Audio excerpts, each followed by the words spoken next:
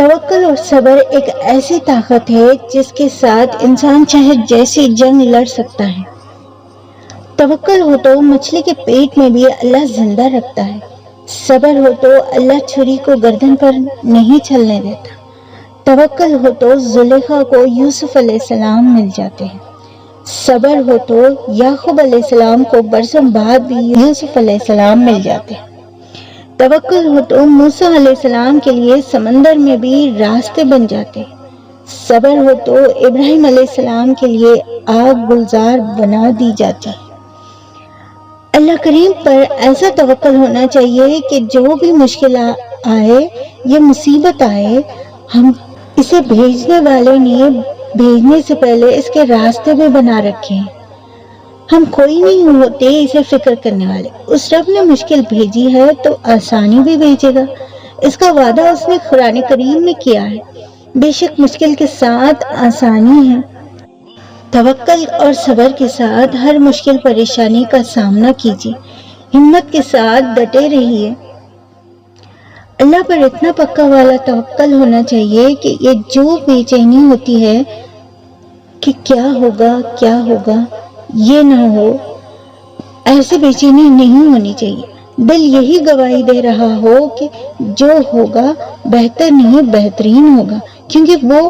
اللہ کریم کا فیصلہ ہوگا، اور کون بہتر کرے ہمارا سوائے اللہ کے۔ یہی تو ایک ذات ہے جس پر ہم آنکھ بند کر بھروسہ کیا جا سکتا ہے، یہی تو وہ رحم فرمانے والی ذات ہے جو تکلیفوں کے دنوں میں بھی ساتھ نہیں چھوڑتا۔ اللہ تعالیٰ کی عبادت کرو، اسی سے مدد چاہو، پھر دیکھو کہاں سے کہاں اسباب بنتے ہیں۔ اللہ ہم تمام کی پریشانیوں کو ختم کر دے اور ہمیں کامل توکل اور صبر کرنے والوں میں شامل کر لے، آمین۔ ممکن ہے جس چیز میں اتنی دیری لگ رہی ہے اسی میں آپ کی بہتری ہے،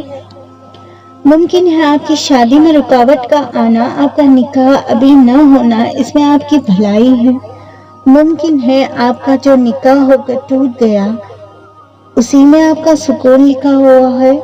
ممکن ہے آپ کو اولاد ہونے میں رکاوٹ آنا یا اولاد نہ ہونا، اس میں ہی اللہ نے بہتری لکھی ہے، ممکن ہے کسی انسان کا یا کسی چیز کا آپ کو چھوڑ دینا، اسی میں آپ کا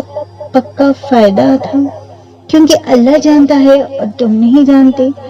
اور قریب ہے کہ کوئی بات تمہیں ناپسند ہو حالانکہ وہ تمہارے حق میں بہتر ہو، اور قریب ہے کہ کوئی بات تمہیں پسند آئے حالانکہ وہ تمہارے حق میں بری ہو، اور اللہ جانتا ہے اور تم نہیں جانتے۔ خامخواہ فکروں میں مت ڈوبا کرو، نہ ہی کچھ سوچا کرو، نہ غصہ کیا کرو، نہ چڑچڑاپن بتایا کرو،